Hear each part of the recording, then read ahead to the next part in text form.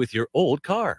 You can try selling it, you could junk it, or you can donate it to Heritage for the Blind. Your car will be towed away for free, and your donation is tax deductible. Just call 1-800-639-8620. Heritage for the Blind accepts cars, vans, trucks, and boats. It doesn't matter if your vehicle runs or not. It'll be towed away for free, and you'll be supporting those that need help. Heritage for the Blind is a nonprofit organization that helps the visually impaired live fuller lives. Call right now to donate your car. And as a special thank you for calling, you'll receive a free 3-day vacation voucher to many exciting locations. Call Heritage for the Blind right now. Call 1-800-639-8620. Donating is easy, and your vehicle is towed away for free. Plus, you'll get a free vacation voucher. Call now, 1-800-639-8620. That's 1-800-639-8620. Yeehaw! I've been hooting and hollering ever since I started betting with the VIP Play app. VIP Play has more than 200 leagues, every bet type you can imagine, live betting and live hosts, all with 24/7 support from real live people when you need them. Start betting better with the VIP Play app today. Don't be a better, be a better with VIP Play today. Download VIP Play today or head to VIPPlayApp.com. Make sure you use the promo code FANRUN to take advantage of their welcome bonus and so they know that we sent you. Gambling problem? Call 1-800-8899-789. Must be 21 or older and located in Tennessee to bet. Here comes the money. Here we go. Money talk. Here comes the money. This is the Slate, presented by VIP Play. Vegas, baby, Vegas!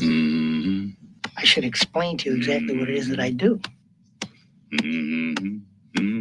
This is like the luck of the Irish, only I'm not Irish. Changing 500. I think I want my money back. Pay him. Pay that man his money. Cash rules everything around me. Queen, get the money. Dollar bill, yo. Welcome in live from the White Claw Hard Seltzer Studios. It's the Slate, presented by VIP Play with Max Pennell, Tyler Barbaras, Jeremy Inslee, and company. I'm William Pattison. We appreciate you listening along with us on this Tyler Thursday from Knoxville, Tennessee. Plenty to cover over the next hour, including our best bets of the night. We'll have some MLB picks from Tyler and Max, as well as quarterbacks' impact on Tennessee spreads. Obviously, Joey Aguilar, Jake Merkling are right now battling it out for who will be the starter for the Volunteers, but we'll tell you whether we believe some of these lines will change, whether the quarterback is different than what Vegas anticipates right now. Before that, we'll have tonight's slate. We'll dive into the analysis part of the MLB, and we'll also take a look at the MLB trade deadline. We've got two MLB nerds that are ready to talk about it, and we'll also recap last night's bet. But before we do that, let's welcome in the rest of the crew, beginning with Max. Max, how are you? I'm hanging in there. The Pirates find a way to ruin my day. They did that once again today. I'll save it for later. Save it for later. Not a great start from Max. He's a little disgruntled. Tyler, are you disgruntled today? It's Tyler Thursday, for that matter. It is Tyler Thursday. You know, I'm not too disgruntled. I'm disgruntled on the outlook and the way that the Orioles season has unfolded, right? I expected them to be a playoff team, and they simply weren't. Got too injured, and they ended up having to trade away, I think now 7 players that I thought were going to be very important pieces this season. They got a lot of prospects back. Hopefully those prospects can be traded for a good starting pitcher, which is what the Orioles can need and could definitely use for next season. So definitely not as disappointed as Max is, but to see your team being sellers and not buyers at the deadline is always a pretty tough feeling to have. But I'm feeling okay. Happy to talk about the trade deadline today. Yeah, we'll do that in just a second. We got to introduce the rest of the crew. Before we do that, however, Jeremy coming in hot. What's up, Jeremy? Woo, man, I'm glad to be here, y'all. My goodness, traffic is terrible on 40 West. But like I said, glad to be here, ready to get to talking with y'all boys and see what's good for today. Good stuff. All right, let's dive right into it. We'll begin with About Last Night, recapping the action from the MLB, beginning with Max. With Max out your winnings heading into yesterday, 9-3 run. How'd you do yesterday? Yeah, 1-1 night. We hit the Texas Rangers, had them on the money line. They won fairly easily, and then that over never had a chance in St. Louis. 2-0. Cal Quantrill had the best start of his season, but that's the way it goes sometimes. 1-1. Keeping my head above water for the week, so can't complain about an even night. And Tyler, how about you? 1-0. Good. Right. Wasn't trying to overcomplicate the slate. Took the Nerfy in the Angels and Rangers game. Soriano and Eovaldi were great. It was a high-scoring affair towards the end as both teams' bullpens pitched very poorly. But, yeah, it was pretty sweat-free. 6 quick outs. So that's all you can ask for when you're betting on a Nerfy. There you go. Good stuff from Tyler. So overall, a winning night for our VIP play presented Slate listeners. I butchered that. The Slate presented by VIP play listeners. Look, the MLB trade deadline is today, approaching with about 54 minutes remaining. Is that correct? Nope, that's wrong. Just ended at 6 o'clock. Just ended. Okay. So some trades are still coming through now, being finalized. But okay. So, we've been talking over the last couple of weeks leading up to this deadline. Who is going to be the team that, is the most ambitious, tries to be a big buyer, who's selling off assets for the future? And we've been monitoring the VIP play markets to see if we can find any value on these teams. But now that the trade deadline is over, but as Tyler said, some trades are still coming in. Let's evaluate what the value looks like for a couple of these teams post-trade deadline. And I'll really let you guys kind of nerd out on this one. I don't have much input here. Max and Tyler, just take it away. What's been the biggest surprise? We'll begin with that. What's been the biggest surprise today? I think for me, it was Carlos Correa going back to Houston from Minnesota. We thought it was rumored Minnesota, that they're, I think, probably 6 out of the wild card now. They faded after they had like an 11-game winning streak. And since then, they've been a pretty poor team. And it was rumored that there would be somewhat of a sell-off. I don't think people thought because of the contract and how many years he has left that Carlos Correa, a multi-time All-Star, former World Series champion, and I think a World Series MVP, with the Astros would be on the block, though. And the Astros have had some injuries. They've been able to keep their head above water. They are never a franchise that's shy to make the move if they think it can put them above and beyond to win a championship. They go out and get Carlos Correa. He's going to come in and play third base, a position he's never played, which is a testament to him that he is willing to make that positional change for the betterment of the club. But that one was very surprising to me. I did not anticipate that one. I thought the Twins might be sellers. I just thought because of his contract and age, I'll try to put in NBA terms for you here, William. Okay, there we go. I like that. To me, it'd be like if who's a good comp for him, Tyler? Because he's still good, but he's not great. Maybe like I wouldn't say like a Harden, but maybe like they had absurdly good primes.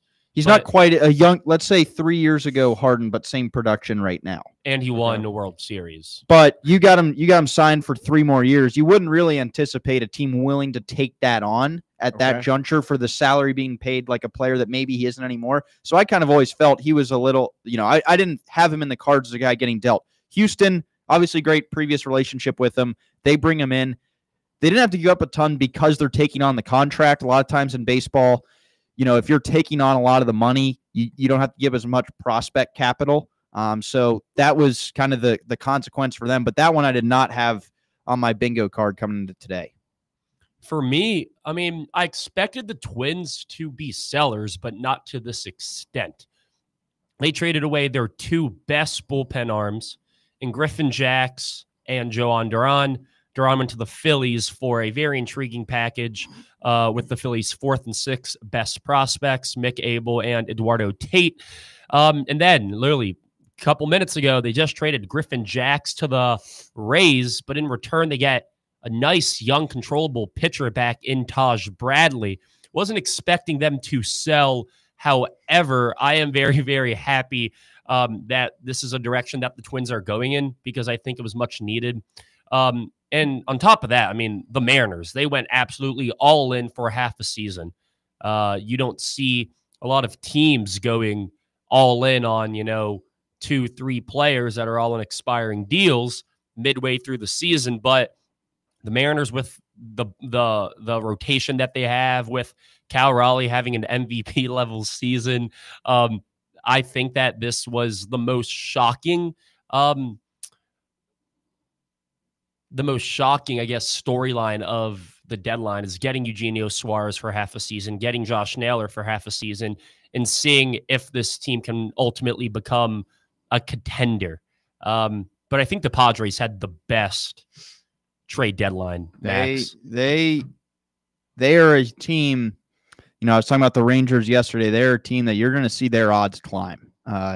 San Diego, they have a general manager in AJ Preller that is notorious for being willing to kind of go balls to the wall. He a lot of times says screw the prospect. Sometimes it's burned him, other times it's not. That's kind of what prospects are. They're unproven commodities. Sometimes they pan out like the Juan Soto trade, and you go, man, we could really use that package we gave up. Other times you go, man, that guy never even made it to major leagues, and we got a really good player. So he's always had that approach, for better or for worse. He went all in again, classic AJ Preller style, bringing in Mason Miller, probably I think the best reliever dealt at this deadline. He's also under control for 3 or 4 more years, which for people that aren't diehard baseball fans, a lot of the price of a player is deemed on how much team control you have left. So a younger guy that you can control for cheaper, that's still on his rookie contract, the price for him is going to be a lot higher than a veteran guy that might be a more established player, but you're only getting him for half a season or getting him for 1 year at $12 million, like a Carlos Correa. So what he gave up, the number 3 prospect in baseball, according to MLB.com, for Mason Miller, certainly moves the needle. They now have a bullpen where they didn't end up trading any of their assets either. People thought they might flip a Dylan Cease or a Robert Suarez because of those moves. They didn't do that. So the fact that they kept all their bullpen intact, add Mason Miller. If you want to beat them, especially in October, you need to have a lead by the end of the 5th inning. Right. Because beyond that, they have a super bullpen that I'm not saying they won't give up. Everyone's human, but man, I would not want to face that back end of that bullpen in the 6th inning on in October. It's going to be really difficult. That is a move that was made to win this year that the odds should also be impact. And they're only 3 games back of a division. People have kind of ridden off that the Dodgers are just going to win the NL West. No, the Padres, they're trying their hardest to win that NL West, make their playoff path a little easier. That is a huge move that you should see Vegas kind of manipulate the odds because of that. Yeah, and I think the one thing with the Padres is that AJ Preller always goes in every year at the deadline. 3 years ago, we went out and got Soto. That obviously now is a loss in the Padres' book, but you need a GM that takes swings like that, and they think every GM in every sport for every team needs to have this mindset where, all right, we have a great core. We need to go all in. And I know that, it could backfire, but there's only one team that wins the championship every year. We need it to be us this year. We're only focused on this year. And I feel like that's how a lot of GMs who are in contention and have gotten their teams in contention have to operate. I think AJ Preller is just the living model of that.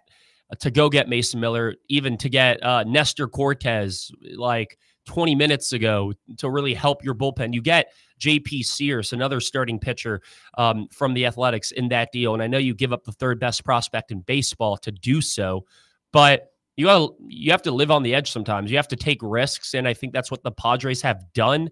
And I honestly think that the Padres now, they have a better team than the Dodgers do. I mean, when the Dodgers are healthy and when the Padres are healthy, I think the edge might go to the Dodgers a little bit because their rotation when healthy is still absurd. But both offenses have so much firepower. They got Ryan O'Hearn in San Diego. They got Ramon Laureano in San Diego, 2 Orioles players that I was really sad to see go, but they went all in. They got 5, 6 players that are great at what they do, whether that being as a bat, being as, a late game bullpen arm, being as a starting pitcher to work through 5, 6, 7 innings.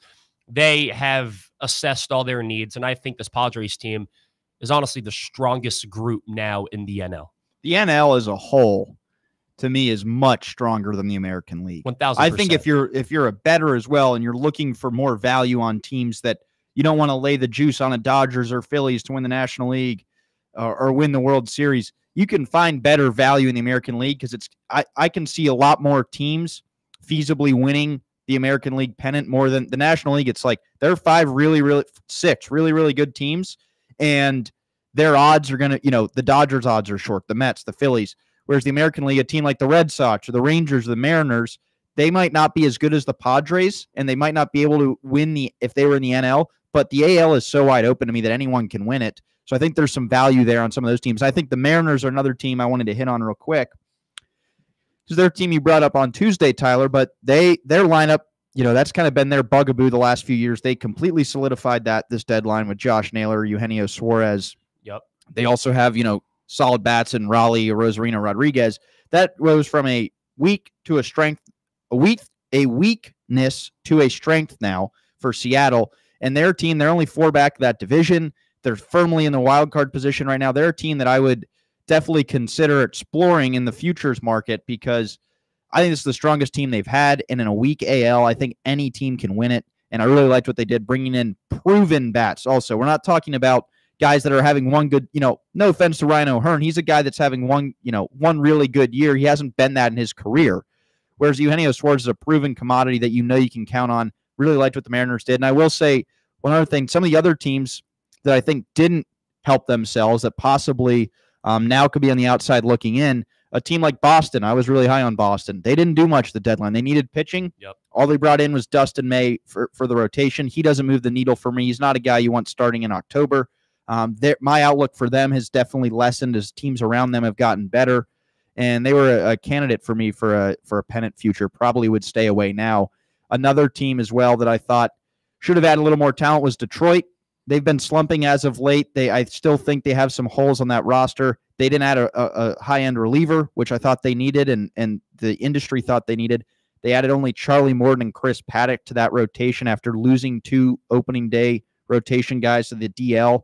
So to me, they didn't supplement that roster enough to be confident, especially as the best odds, I think, to win the American League. I don't think they have. I would put them much further down the list in terms of their chance to win the American League, especially after how poorly they handled this deadline. Now, Tyler, earlier you were saying there were 2 teams that had pretty dramatic changes in their odds. Who are those teams, and kind of give your analysis on why you believe they moved up? Yeah, I mean, I don't think the Mariners were plus 1,500 prior to today, and I'm looking on VIP play here. Mariners are plus 1,500. The Padres are still plus 2,200. Not sure if, they were plus 2,500, but or if they were plus 3,000. I couldn't tell you exactly how the Padres moved. However, the Padres at plus 2,200 is absurd value. Like, I think that I agree. I talked on the previous show, don't remember when it was, that, when the trade deadline was approaching a couple weeks ago, I said how, when the Padres were in the mix for Juan Soto, I bet a future on them to win the World Series. They end up going to the ALCS or the NLCS, and then they end up cashing out, and he made a profit off that.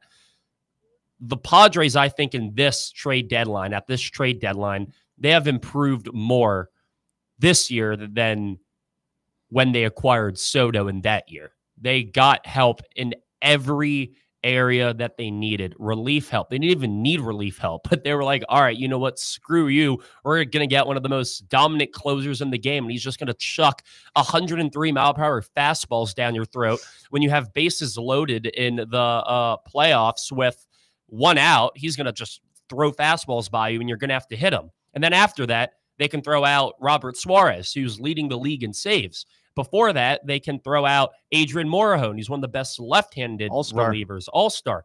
3 all-star caliber pitchers were on this Padres Jason roster. Adam, also an all-star. Jason Adam, Jeremiah Estrada, and now you add Mason Miller into that mix. Not to mention you have Michael King coming back. You still have Dylan Cease, who hasn't had a great year, but I think in the postseason, I'm confident that he can give you a good enough start to where this offense that now has Ryan O'Hearn, now has Ramon Laureano with Tatis, Merrill, Machado, who I think has the highest batting average in the NL right now, Luis Arraez, Xander Bogaerts. I mean, this 1 through 8, even 1 through 9 lineup, because now they can play Elias Diaz there. They can play Gavin Sheets there. This 1 through 9 is deadly. This bullpen is deadly. The only thing that I'm not completely sold on is their starting pitching. However, I think that they have enough guys to get you through 5, and that's what the Padres have to do. Usually, Max, the norm is to get you through 6, right, and have the 7th, 8th, and 9th be at the bullpen. But the Padres now have something special where they can pitch in the 6th, 7th, and 8th, and even maybe in the 5th, 6th, 7th, 8th, and 9th.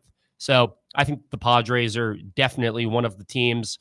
The Brewers, I think, lost a lot of stock, too, during this trade deadline. I expected them to go get a bat. They didn't.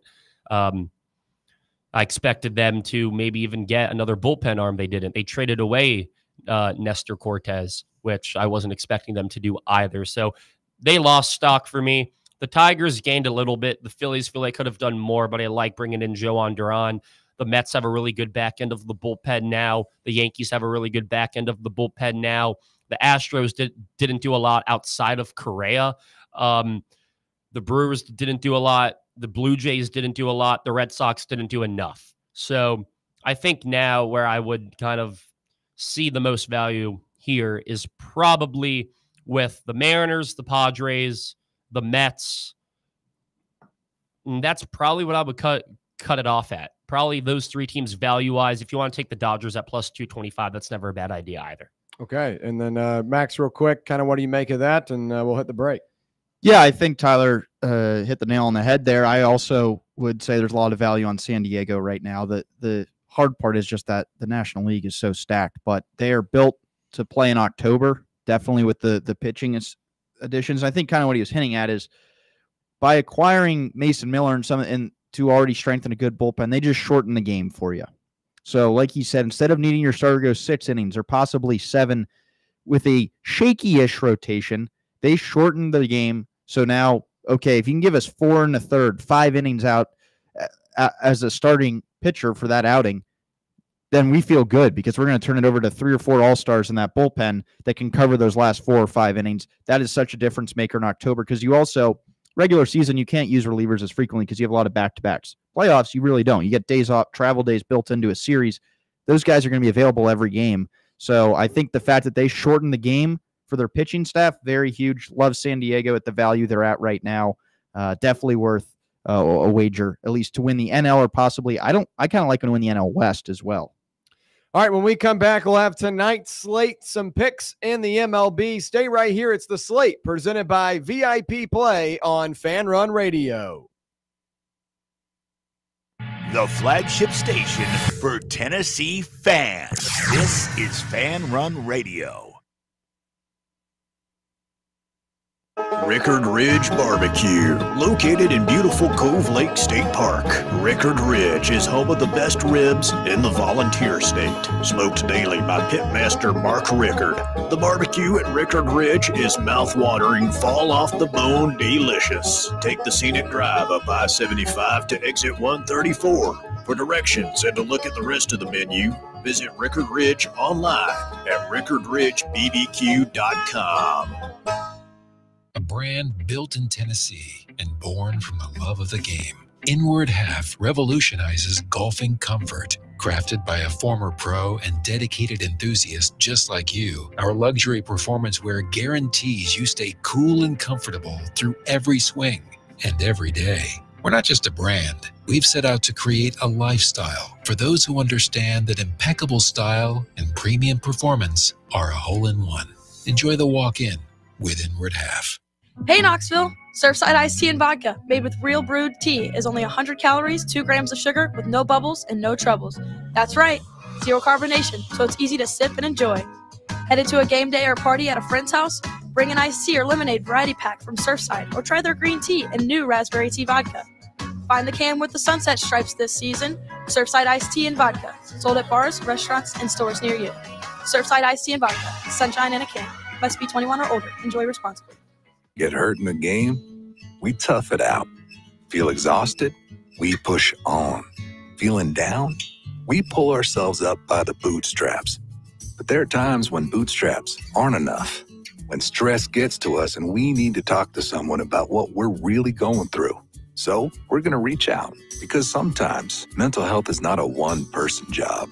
Visit loveyourmindtoday.org. That's loveyourmindtoday.org. Brought to you by the Huntsman Mental Health Institute and the Ad Council. Yo, yo, yo, what is up with it, homies? Talk sports. That's the show you want. It's the longest running sports radio morning show in town. You want your radio shows to be fun, and that's what Talk Sports is. Fun, fun, fun. No weirdo callers. I think Tennessee's going to go 6-6 this year. No nerdy guests. Well, their receiver depth is a little bit thin. Just two of the most entertaining guys in town, and Bubba giving you what you need. Tune in 7 to 10 a.m. every weekday here on Fan Run Radio. Are you looking for a treat that will knock it out of the park at the next watch party? Just like your favorite baseball team, Crumble brings the best lineup week to week with an expanded roster that includes key lime pie, strawberry cake, or my personal favorite, Monster featuring M&M candies.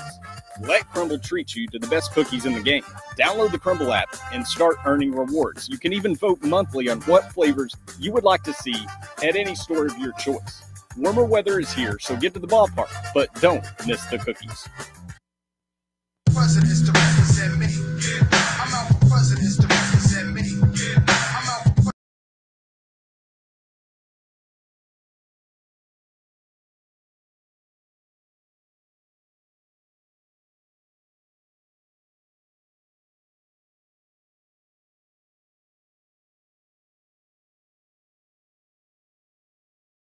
out there. 105.7 FM, 1340 AM on the free Fan Run Radio app as well, and on the X/YouTube live stream. However you're listening or watching, we do appreciate your time. Yeah, anyone coming from any corner of the state, appreciate everyone tuning in from northeast part of the state, southeast, wherever it may be. Thank you for listening. Yes, we do appreciate that. All right, we'll switch over to the slate tonight. Got some picks in the MLB. Presented by VIP Play. Go claim your VIP Play welcome bonus. When you make your first bet of $5 or more, you'll get $100 instantly in bonus bets by using the code FANRUN. That's FANRUN in all caps. And new and more convenient deposit and withdrawal methods are coming soon. So the next VIP Play app update will continue to upgrade the betting experience. Gambling problem, call 1-800-889-9789. Must be 21 years or older and located in Tennessee to bet. We'll swing it over to Tyler with Tyler's ticket. Tyler, what you got? I got one play today. Not a lot of picks on the slate tonight, or not a lot of games on the slate tonight, as there were only 3 today. One of them already ended. We got 2 late night games. I'm looking over here in the Texas Rangers at Seattle Mariners game. The new look Mariners are playing at home, where Eugenio Suarez is active tonight. They also have George Kirby pitching, who has been pitching better as of late. And we know that Kirby, when he's on, he's one of the better pitchers in the American League. I'm looking at the pitcher for the Rangers. That is Kumar Rocker. Pretty inconsistent this year. Is coming off a decent outing, but not a great outing. Doesn't give a whole lot of length. Obviously, the Rangers, they invested a lot in their bullpen at today's trade deadline. However, these players can't teleport to Seattle, so they won't be active today. I'm looking at the Mariners minus 1.5 at plus 125 odds. I really, really like the pitching matchup with Kirby versus Rocker. I like it being at home for the Mariners as well.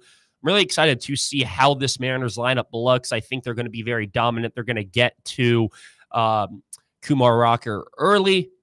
Don't want to force anything else here, but if you do want to have a little bit of fun, you can always bet on Eugenio Suarez plus 375 to hit a home run in his first game back in T-Mobile Park. That's my one play of the day. Hoping to go 1-0. So Mariners minus 1.5 at plus 125 on VIP Play. All right, good stuff. Max, swing it over to you. Yeah, one play for me as well. It's on the 7 o'clock game. It's Atlanta at Cincinnati. 2 games in Cincy before they go up to the first MLB game in the state of Tennessee on Saturday night in Bristol. How do you think that will go? That'll be fun. I'm curious to find out what the dimensions and stuff are of that field. Like if it's just going to be a ton of home runs. I know when they did that Field of Dreams game, it was a pretty tiny field relative to MLB standards. So that'd be kind of cool if the ball's just flying out of there. It's going to be a ton of people there too. It'll be cool to see, definitely. And cool that there'll be an MLB game in Tennessee for the first time ever. Yeah.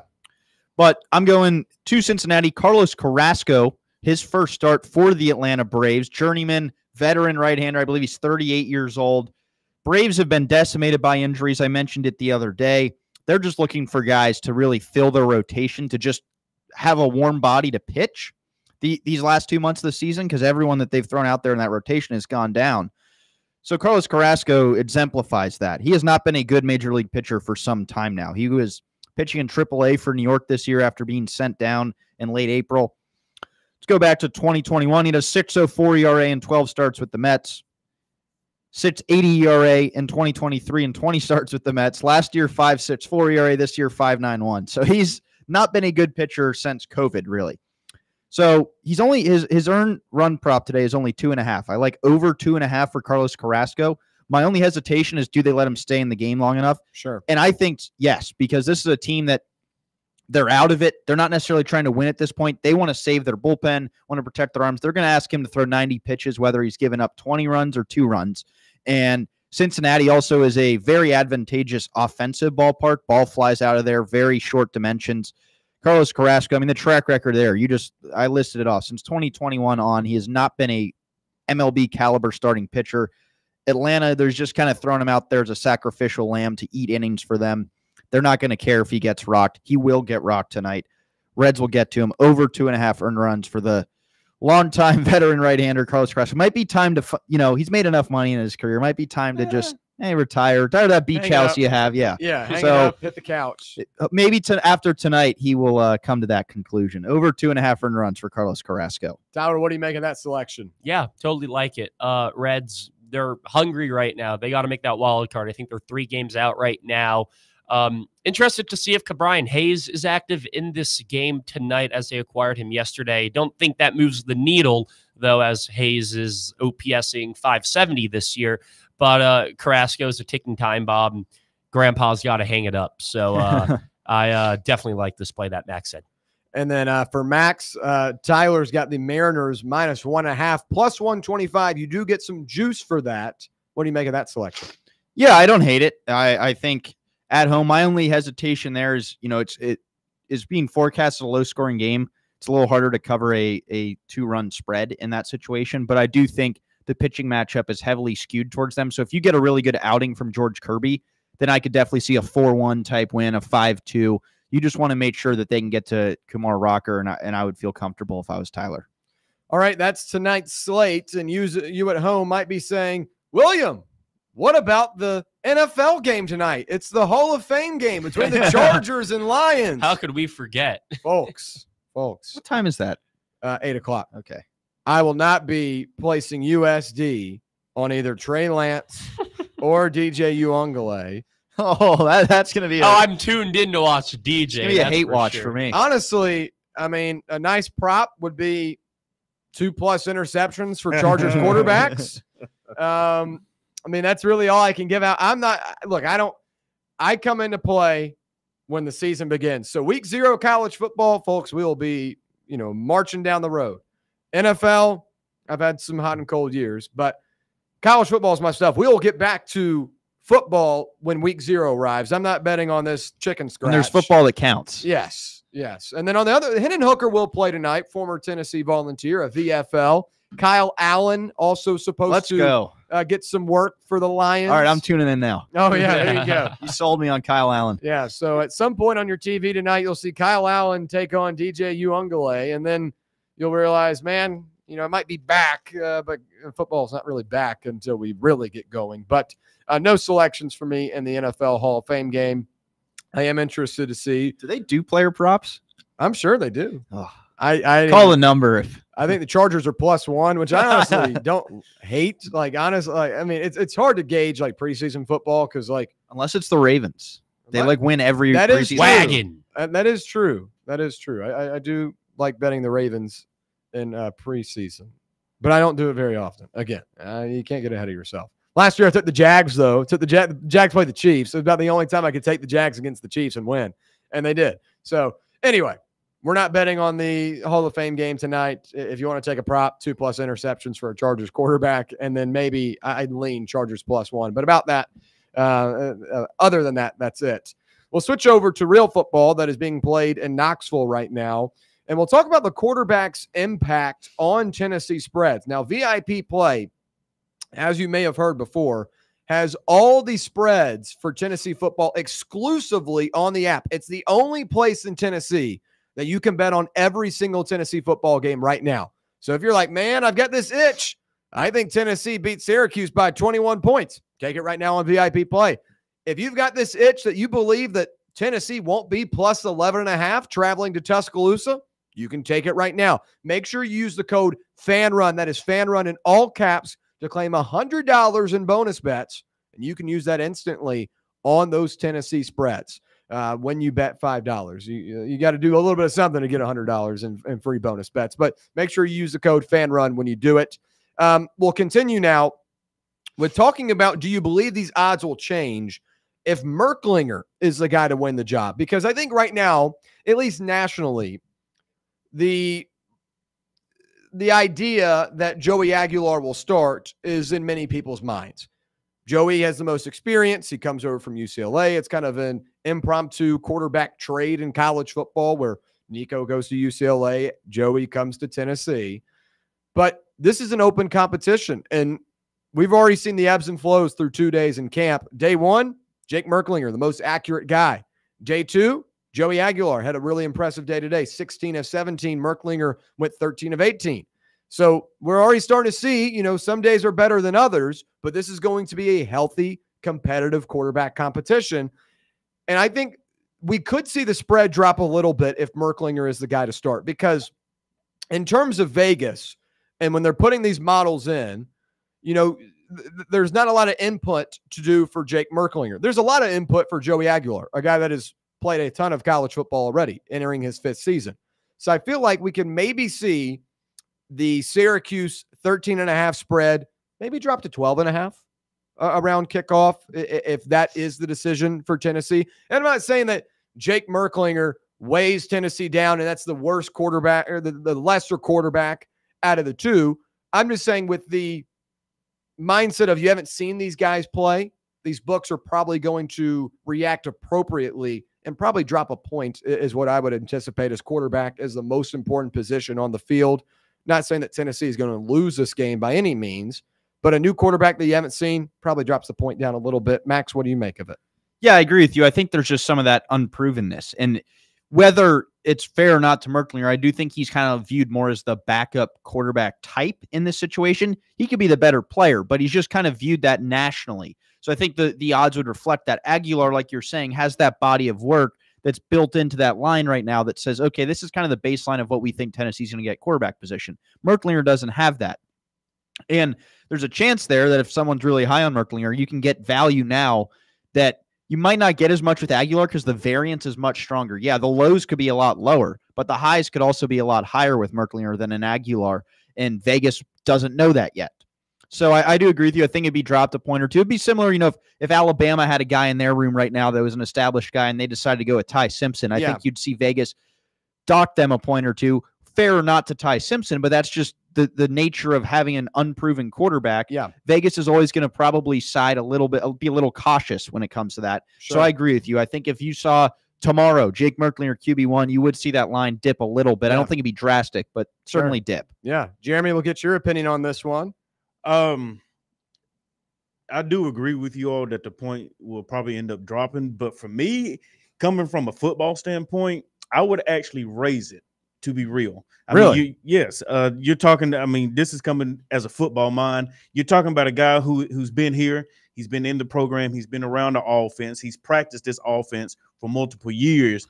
So I think with what people think nationally about Joey coming in, and if these odds is what people are thinking to reflect what his play might end up having with the Vols, I think Jake could actually come in and be like, you know, 1.5 to 2 points better on that because well, having somebody like him, I mean, we've seen it with the Bo Nix, we've seen it with the Dylan Gabriels, like, you know, a lot of these older quarterbacks or quarterbacks that have been in the same system for a couple years now. I think he would just bring a calming presence. He may be able to shift, get a lot of your young receivers and stuff in the right spot like that. So I think the earlier conversations that we had talking about how we expected maybe Tennessee to take the first 2 to 3 weeks to kind of get the offense in rhythm, like you know, they like, you know, kind of get out a few of the kinks. They may sputter a little bit. That actually might not be the case if Jake ends up being the starter. So that's the reason I believe that, like, you know, he could potentially end up being 1.5 to a 2 point better markup on the actual spread for these games. Tyler, your opinion? I think in like college football, when you don't have a bona fide stud at quarterback like a Lenore Sellers, like a Lagway, I mean, I'm just throwing out names here that I can think of off the top of my head. But when you have one of those players, when your backup plays, there's a way more significant drop off on, you know, spreads and odds, because that's how it should be. Because when you have a player that can completely control and dominate a game, like we kind of saw, you know, Cam Ward do last year at times, put on his Superman cape at times. And the year before that, you know, CJ Stroud, Bryce Young, like those are guys that if they were to be injured for 2-3 weeks and their backups were to play, you'd see that spread be changed by, you know, half a touchdown, depending on the team that they play. But I feel like with Tennessee, Aguilar obviously being a proven college quarterback, not at the highest level, not at an SEC level, but proven. If he were to get injured and Merck were to come in, I think that the line wouldn't change drastically. I mean, I kind of agree with your point, William, about how it could be, you know, a 1 point spread difference where Tennessee gains another point rather than gives another point. But I think that both players are quite similar in the way that they're going to be treated and looked upon by odds makers. I mean, one guy really understands the system, one guy's new to the system, but one guy's more proven than the other. I think the threshold for that really only is half a point or 8 point, but it all depends on what team. Like if it's Georgia, if Merklinger is in there for Georgia and Aguilar is injured, but Aguilar looked really good in the first 2 weeks and the Vols are 2-0 and they put up 100 total points in their first 2 games, I could see the spread going from plus 7.5 to like a plus 10.5, plus 11.5. But if it's a game like UAB, right, where Aguilar gets injured in the Georgia game in like the fourth quarter, and then you have Merklinger playing that week, I think that spread maybe goes down by 1 or 2 points. Now, I'll throw this out there. You know, Joey has the more experience here, right? Jake, if he were named the starter, you're trusting Heupel that he has gone through the process of evaluating both quarterbacks, but would you be more comfortable to start the season in a neutral site game against a Power 4 level opponent? Would you be more comfortable having a guy in Joey Aguilar start who has already played in power level games before, has gone up against a Clemson, has gone up against a North Carolina? Would you be more comfortable with a guy like that playing over a guy that is going to be making his first start ever in an NFL stadium against a power level opponent, a really good coach in Fran Brown? Maybe that also factors into it as well. I'll open it up to you guys and kind of just answer that question, give your opinion on that, because while Jake may win this job and be the better quarterback, just situationally, it's not like you're opening up against UT Chat. Like, he may win the job and you're playing UT Chat at home and you can run up the scoreboard by 70 points and you can make a couple of, you know, mistakes here and there because the margin of error won't be as thin. And I'm not saying Syracuse is some good team. I think Syracuse will be middle of the pack to the bottom tier of the ACC this season. They've got a brutal schedule and lost a lot from last season, but it's still a power level opponent at the beginning of the year. Would you be more confident in Joey starting the game in that environment or Jake starting that game? For me, I think if you deem Jake Merklinger good enough to win this job, you start him that game. I think the opportunity and the benefit of him playing in that game is much higher. Yeah, he might go through some growing pains. That's what a young quarterback does. You can't ignore those by just never playing him. Even if he's a senior, but he's a first-time starter, he's going to go through pains because he hasn't played yet. And I think the more exposure you get him early, it's a non-conference game. It holds a little less weight. And you could also, you win that game. You don't have to play spectacular. You win that game. It's okay. That guy beat a power conference team. They might not be the best, but that certainly can't hurt his confidence. I think for me, if you deem him, this guy is the better quarterback on our roster, you can't be worried about that. You got to take what comes with that decision and starting the younger guy. And there might be some lumps that you get that you wouldn't get with Aguilar, but I think the highs would be a lot higher if you felt this guy is your best quarterback, and that's worth the squeeze, So for me, I think you'd have to go through that. We went, that was kind of Nico's situation last year. You went through some of that because you thought it would pay off in the end. This guy is talented enough. This guy's the best quarterback we have on the roster. We're willing to eat some of the short-term losses for the long-term gain. That's the same mindset you'd have to have if you choose Merklinger. I couldn't have really said it better myself. That's kind of what I was over here pondering with for a little, because the question is actually a darn good question.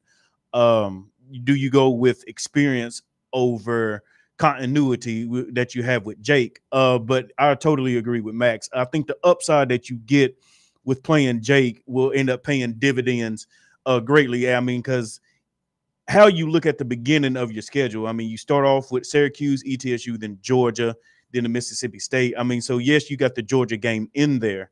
So as I've said before, with him, you give him the 2 games before Georgia. If he's able to show you within camp leading into Syracuse that he is more comfortable in the offense, I believe you have to go that route.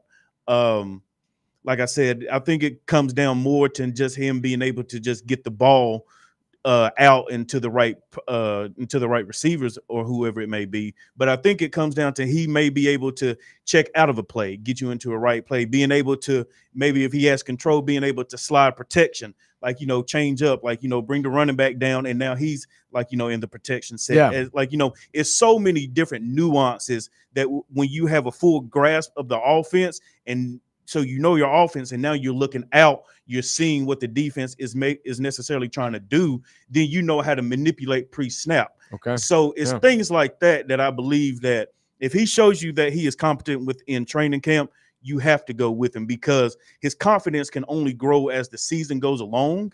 And I think that will end up paying huge for you as you get late into the season. Yeah, good stuff. Good analysis all the way around. When we come back, it's our best bets of the night. Stay right here. It's the Slate presented by VIP Play on Fan Run Radio. Follow us on Twitter or X or whatever the they're calling it these days at Fox Sports Knox. Fox Sports Knoxville. Fan Run Radio.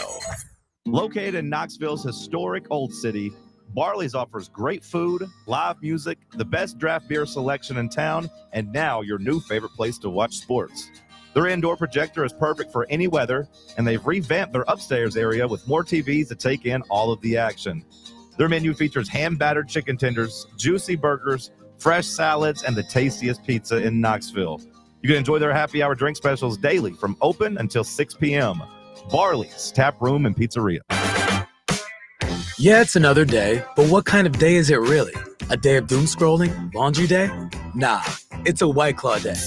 Light and refreshing tasting, uniquely cold way filtered. There's an iconic flavor for everyone. So grab a pack, grab your friends. Make the most of each day with those who matter most. When you're together with White Claw, every day is a once-in-a-lifetime experience. You just gotta grab it. White Claw. Grab life by the claw. Please drink responsibly. Hard seltzer with flavors. White Claw Seltzer Works, Chicago, Illinois.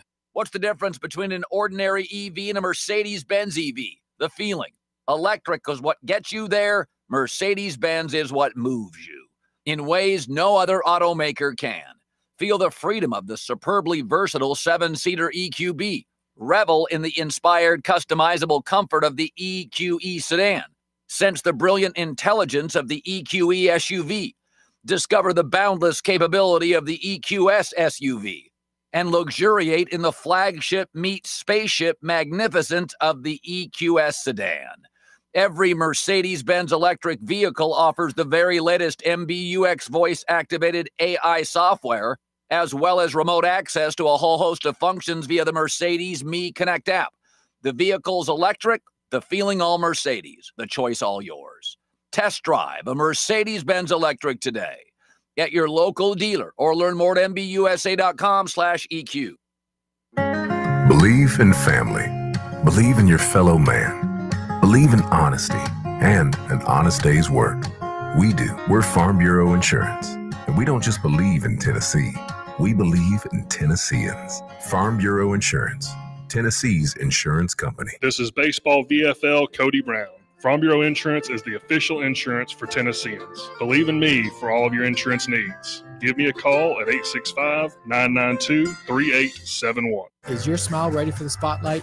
Hi, I'm Dr. Jacob Wilco, and at Knoxville Smiles, we make every visit a reason to smile. From routine cleanings to dazzling cosmetic treatments, our experienced team uses the latest technology to keep your teeth healthy and your smile bright. With a warm, welcoming atmosphere and personalized care, we're here to make sure you leave feeling your best. Don't wait. Your perfect smile is just a call away. Book your appointment today at 865-539-1776 or online at knoxvillesmiles.com. Smile brighter with Knoxville Smiles.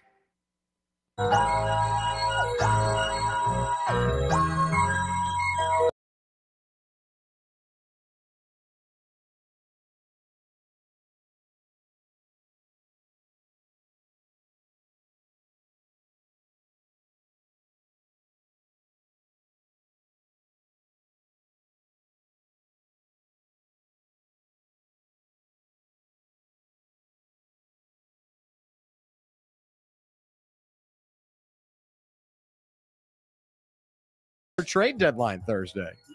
TTDT. All right, we'll wrap it up with our best bets of the night, beginning with Tyler. Tyler, what you got? Yeah, only one play. Like I said, Mariners -1.5 at +125 odds. Game starting, I believe, around 9:20 Eastern time.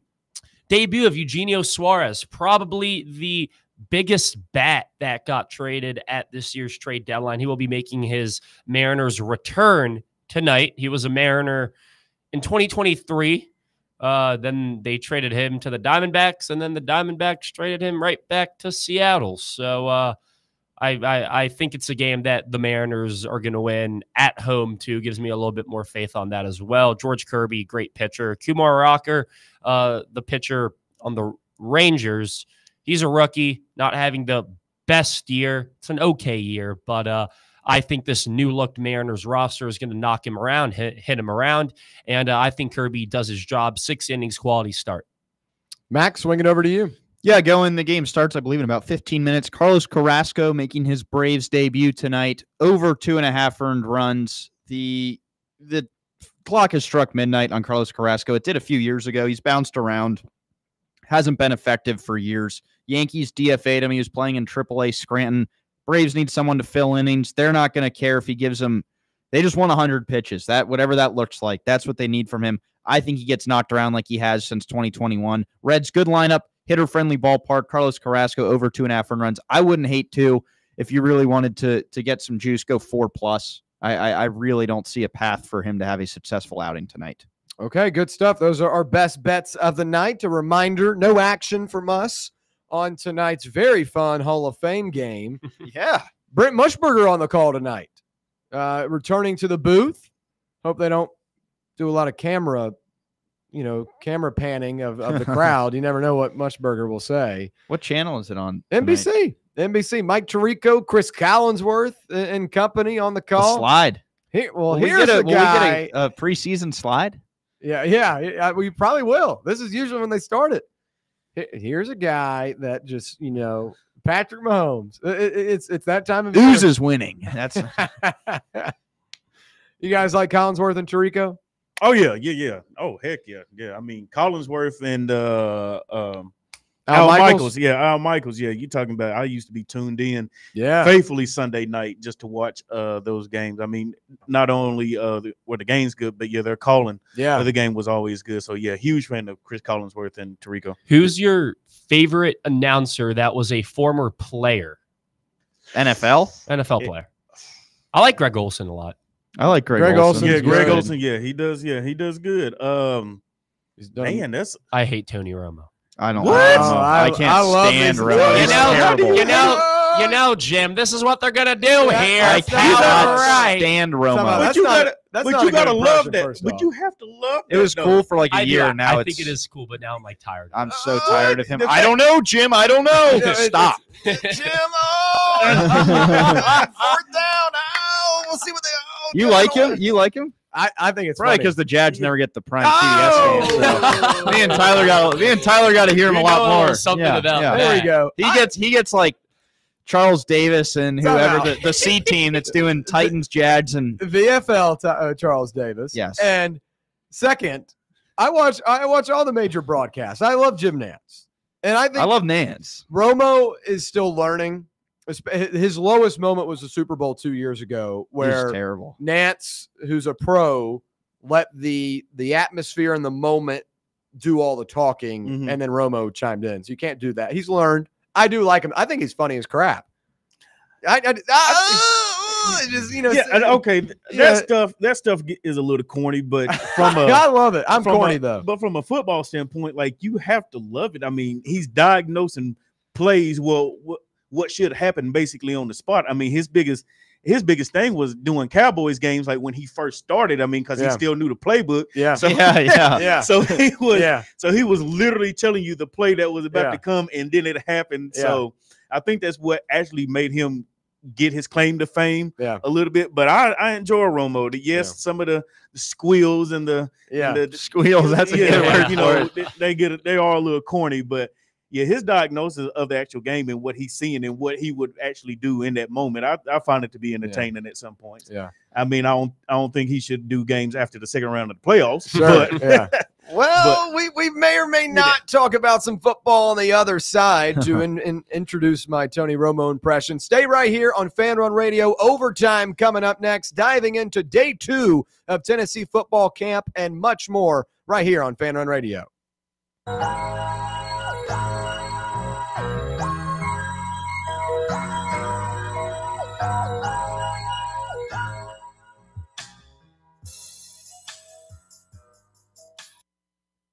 You're locked onto Fan Run Radio, 105.7 FM, 1340 AM, and online at fanrunradio.com.